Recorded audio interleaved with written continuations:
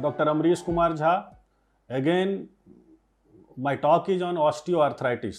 এই আগে ভিডিওতে আমি osteoarthritis, what is osteoarthritis, what are the symptoms of osteoarthritis, which age groups are usually affected by osteoarthritis and তার conservative management কি সেটা আলোচনা করেছিলাম।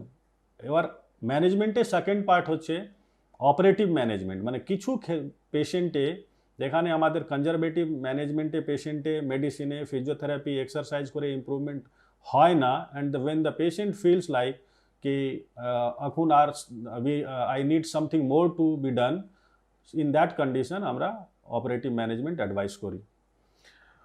অপারেটিভ ম্যানেজমেন্টকে বুঝতে গেলে আমাদের পাশে খুব একটা অপশন নেই। অপারেটিভ ম্যানেজমেন্ট হচ্ছে, two be very Frank, directly আমরা total knee replacement in most of the cases advice করি। কিছু লোকে আমরা হাই টিবিয়াল অস্টিওটমি করি, যার বয়স কম থাকলে, পেশেন্টের বয়স সাপোজ 40-45 আর হাঁটুর দুটো কম্পার্টমেন্ট থাকে, লাইক এটা হচ্ছে বাইরের দিকে, এটা ভিতরের দিকে, সাপোজ এটা দিস ইজ ইয়োর রাইট নি।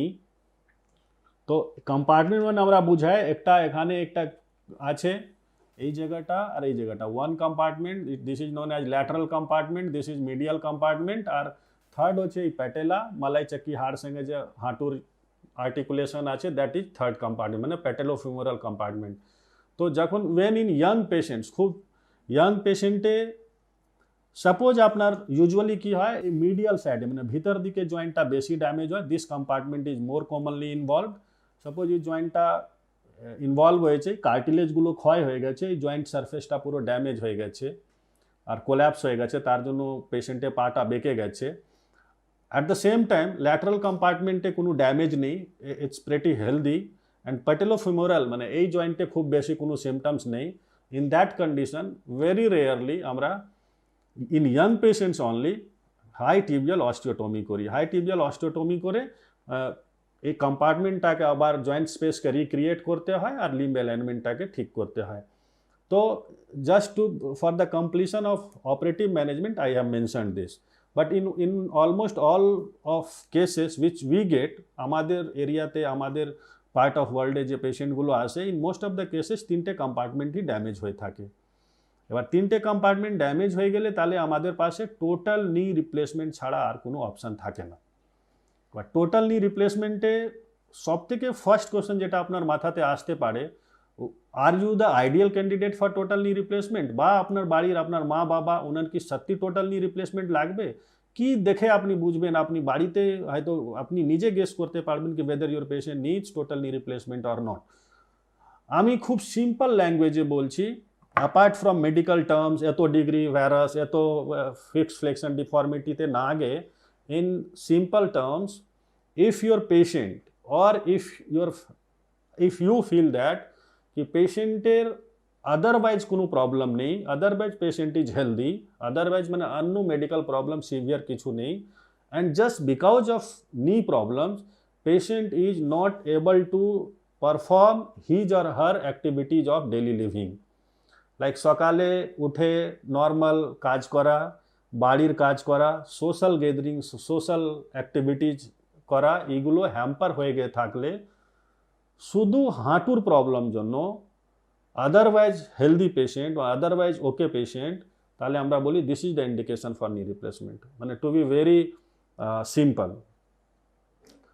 আপনার সাপোজ কোনো পেশেন্টে হাঁটুর সিভিয়ার প্রবলেম আছে, হাঁটাচলা করতে অসুবিধা হচ্ছে, অ্যাট দ্য সেম টাইম স্পাইনে প্রবলেম আছে, স্পাইন থেকে নার্ভে সিভিয়ার টান ধরছে, পায়ে সবসময় জিজি করছে, অ্যাঙ্কল জয়েন্ট ড্যামেজ হয়ে গেছে, শোল্ডার ড্যামেজ হয়ে গেছে, বা পেশেন্ট খুব বেশি মোবিলিটি নেই, বয়স অনেক বেশি হয়ে গেছে, এজ রিলেটেড কোমরবিডিটিজ বা আদার মেডিকেল কোমরবিডিটিজ আছে, ইন দ্যাট কন্ডিশন আপনি বুঝতেই পারছেন that he or she is not the ideal case of নি রিপ্লেসমেন্ট। নি রিপ্লেসমেন্ট করে আমরা সে মানুষকেই লাভ দিতে পারবো যার বাকি সব শরীরে সিস্টেমগুলো ঠিক আছে।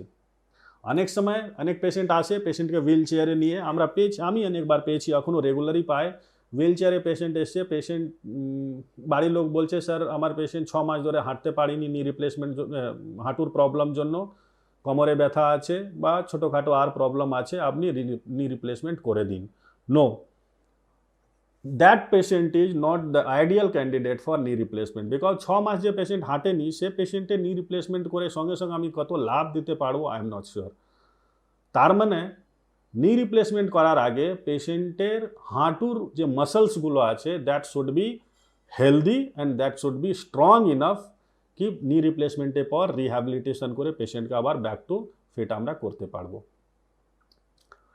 তো নাম্বার 1 হচ্ছে patient should be medically fit, or পেশেন্টের একটা মেজর অপারেশন নেওয়ার মতন ক্ষমতা থাকতে হবে শরীরে। নাম্বার 2 হচ্ছে patient should B motivated also, কি পেশেন্টকে জানতে হবে কি আমি নি রিপ্লেসমেন্ট পর অপারেশনে আগে আমার কিছু কাজ আছে, এক্সারসাইজ করা আছে, muscles building muscles strengthening exercise করতে হবে। অপারেশনের পর আবার পেশেন্টে ব্যথা হবে সেটাও পেশেন্টকে মেন্টালি প্রিপেয়ার্ড থাকতে হবে। পেশেন্টে অপারেশনের পর অনেক এক্সারসাইজ করতে হবে, রিহ্যাবিলিটেশন করতে হবে, তার জন্য পেশেন্ট মাস্ট বি মোটিভেটেড। তাহলে এত কিছু পেশেন্টে মোটিভেশন দরকার। At any point of time if the patient is not motivated or well planned or well patient is not accepting the surgery, তাহলে রেজাল্টটা খুব একটা ভালো হবে না। তার সঙ্গে যেটা বললাম সার্জিক্যাল কিছু আমাদের মেডিকেল টার্মসে কিছু ক্রাইটেরিয়া আছে কি পেশেন্টে কত থেকে বেশি এফএফডি থাকলে কি করব বা কত ভাইরাস হতে হবে, সেগুলো একটু ডিটেলস আলোচনা, ওটা এখন আমি ওটাতে ঢুকছি না। আচ্ছা, নি রিপ্লেসমেন্ট, এবার ডাইরেক্টলি কামিং টু নি রিপ্লেসমেন্ট। নি রিপ্লেসমেন্টে আমরা কি করি দেখুন, এটা ফিমার বোন, এটা প্যাটেলা মালাই চাকি হাড়, and this is patellar tendon. এই উপরে যে মাসলস থাকে তাকে কোয়াড্রিসেপস, আপনারা সবাই হয়তো কোয়াড্রিসেপস শুনেছেন। কোয়াড্রিসেপস মাসল হচ্ছে it's very important muscle around নি। এবার কোয়াড্রিসেপস যার উইক থাকে তার কিন্তু হাঁটু সমস্যা বেশি হয়, তার জন্য আমরা যখন অস্টিওআর্থাইটিস পেশেন্টকে এক্সারসাইজ করাই কোয়াড্রিসেপস এক্সারসাইজ করায়। আর পিছন দিকে যে মাসলসগুলো যায় ব্যাক সাইডে ব্যাক অফ দ্য নি উপরে চলে যাচ্ছে তাকে বলি আমরা হ্যামস্ট্রিং মাসলস। তো এই quadriceps and hamstring should be strong, should be capable, and it should not be wasted, মানে নষ্ট হয়ে যাওয়ার বা একদম উইক হয়ে গেলে চলবে না। তো কি হয় এই হাঁটু জয়েন্টে যে কম্পার্টমেন্টসগুলো আমি বললাম এটা ড্যামেজ হয়ে গিয়ে থাকলে ড্যামেজ হবে কি, এই যে দিস কালার এটা হোয়াইট, এটা হচ্ছে এটাকে বলি আমরা cartilage. It's a jelly like thing যেটা বোন এন্ডকে জয়েন্টের সারফেস জয়েন্ট সারফেসকে ও ভালো একটা আপনি ইম্যাজিন করুন কি জেলি মতন জিনিসটা কভার করে রেখেছে। So this is jelly like thing is cartilage. এবার কার্টিলেজ ড্যামেজ হয়ে গেলে কি হবে, এবার এই কার্টিলেজ সাপোজ ইম্যাজিন করুন ড্যামেজ হয়ে গেছে এত পার্টটা আর এখানে ড্যামেজ হয়ে গেছে, দিস ইজ ম্যানিসকাস, আর এগুলো এটা এসিএল এটা ম্যানিসকাস, অন্য ডিটেলস আমি যাচ্ছি না। সাপোজ এই ম্যানিসকাস ড্যামেজ হয়ে যায়, আর্থ্রাইটিসে সব কিছুই ড্যামেজ হবে, ম্যানিসকাস ড্যামেজ হয়ে গেছে, কার্টিলেজ ড্যামেজ হয়ে গেছে, কার্টিলেজ ড্যামেজ হয়ে গেছে, তাহলে কি হবে এই বোন টু বোন সিচুয়েশন ক্রিয়েট হয়, হাড়ের উপরে হাড়। এবার হাড়ের উপরে হাড় হলে পেন মানুষের ব্যথা হয়। পরে এই লিগামেন্টস মিডিয়াল কোলাটেরাল লিগামেন্ট এগুলো আস্তে আস্তে করে বয়স বাড়লে লুজ হতে থাকলে পাটা বেঁকে যায় একদিকে, এরকম এটা টাইট হয়ে গেছে medial collateral ligament, lateral collateral ligament stretched হয়ে যায়, তার জন্য এটা পাটা বেঁকে যায় এরকম। তো আমরা কি করব, আমাদের দুটো পারপাস, দুটো প্রবলেম। একটা প্রবলেম হচ্ছে কার্টিলেজ ড্যামেজ হয়ে গেছে সেটাকে কি করে ম্যানেজ করা হবে, পাটা বেঁকে গেছে সেটাকে কি করে ম্যানেজ করা হবে। কার্টিলেজ ড্যামেজ হয়ে থাকলে আমরা এই জিনিসটাকে আমাদের যে ইমপ্ল্যান্ট বসানো হবে তার জিগ পাওয়া যায়, সে জিগ দিয়ে এই সারফেসগুলোকে কেটে কেটে বাদ দিতে হয়, ড্যামেজ পার্টগুলোকে বাদ দিতে হয়। জিগ বসিয়ে এখান থেকে এটাকে বাদ দেওয়া হবে, এইগুলোকে বাদ দেওয়া হবে, আবার এই টিবিয়াটাকে বাদ দেওয়া হবে যে কার্টিলেজগুলো ড্যামেজ হয়ে গেছে, and of the same shape same মেজারমেন্টে সেম সাইজে এখানে ক্যাপ লাগানো হবে যাকে বলি আমরা ফিমোরাল কম্পোনেন্ট, আর নিচে যেটা লাগানো হয় তাকে বলি tibial component.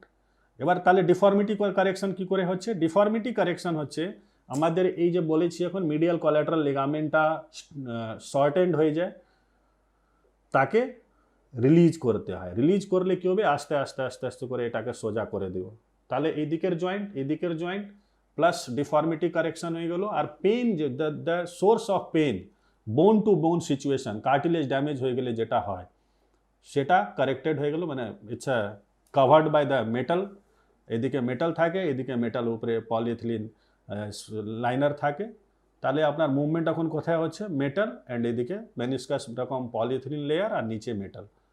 So there is no bone to bone situation, আপনার ব্যথা কমে যাচ্ছে, আর আপনার ডিফর্মিটিটা কারেক্ট হয়ে গেছে। Believe me, in some cases we also replace this patella, এই প্যাটেলা যে সারফেস আছে মালাই চাকি এটাও রিপ্লেস করা হয়। তার অনেক ক্রাইটেরিয়া আছে। In most of the cases we get rid without replacing the patella. আমরা তার অন্য প্রসেস আছে সেটা করে এটাকে এই জয়েন্টটাকে প্রিজার্ভ করে দিই। The bottom line is nowadays total knee replacement is supposed to be one of the most successful orthopedic surgeries. Yes, believe me, total knee replacement রেজাল্টটা এখন it's one of the few rewarding surgeries in orthopaedics. যেটা কিছুদিন আগে অবধি আমরা বলতাম কি due to lack of good design of implants, proper selection of patients, due to lack of good rehabilitation understanding, রেজাল্টটা ভালো হতো না। Nowadays the results are really satisfactory. So if you face any problem and if you think that your activities of daily living is hampered because of your knee issues, knee osteoarthritis, believe me, you are the ideal candidate for knee replacement, and if you are an ideal candidate for knee replacement, you go for it. কিছু patient after knee replacement আমাদেরকে বলে যায়, it may be it's not an exaggeration, most of the patients, কিছু patient না, most of the patients বলে যায় কি আমার রিইনকার্নেশন হয়েছে, মানে আমি সেকেন্ড জন্ম পেয়েছি after knee replacement, because they regain their mobility, they regain their activities of daily living and social gatherings or social all activities, because they feel like normal.